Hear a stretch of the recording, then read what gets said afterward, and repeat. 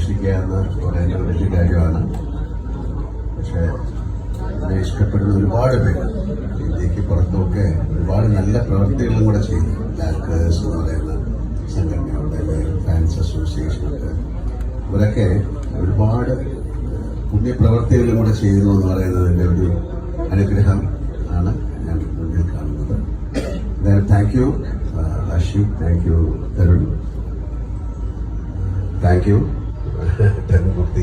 തുടരും എന്നൊരു സിനിമ ഏതാണ്ട് 8 വർഷം ആയിട്ട് ഞങ്ങൾ പ്ലാൻ ചെയ്തൊരു സിനിമയാണ്. അതിൽ നിന്ന് മാറി മാറി മാറി അവസാനം അത് ഏറ്റവും നല്ല കൈകളിലേക്ക് എത്തി. ഈ സിനിമയും അതുപോലെ നല്ല കൈകളിലേക്കാണ് വന്നിരിക്കുന്നത് ഞാൻ പ്രതീക്ഷിക്കുന്നു. തുടരും എൻ്റെ സിനിമാ ജീവിതത്തിലെ വളരെ ഒരു ലാൻഡ്മാർക്കായ സിനിമയാണ്. ഈ സിനിമ അതിൻ്റെ സക്സസോ കാര്യങ്ങളോ ഒന്നും എനിക്കറിയില്ല. പക്ഷെ തീർച്ചയായിട്ടും അതിമനോഹരം. ആസ് ആൻ ആക്ടർ എനിക്കെപ്പോഴും എൻ്റെ മനസ്സിൽ സ്ഥാനവും.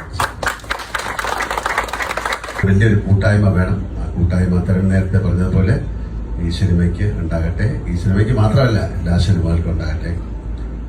ഇനി ഒരുപാട് പിറന്നാൾ ആഘോഷങ്ങളിൽ പങ്കെടുക്കാൻ എനിക്ക് സാധിക്കട്ടെ. തുടരും എന്നുള്ള സിനിമയിൽ ഏതാണ്ട് 10, 15, 20 എന്തോ തരുൺമാർത്തിക്ക് ഇങ്ങനെ ഒരു പിറന്നാളായിട്ട് ഭയങ്കര ബന്ധമുള്ളതാണ്.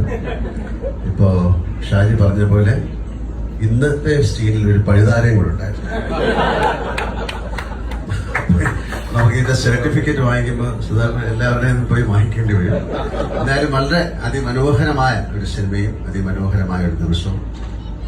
എന്തായാലും നമുക്ക് സെറ്റുകളിൽ പോകുമ്പോൾ ഭയങ്കര ഒരു എന്താ പറയാ, ഒരു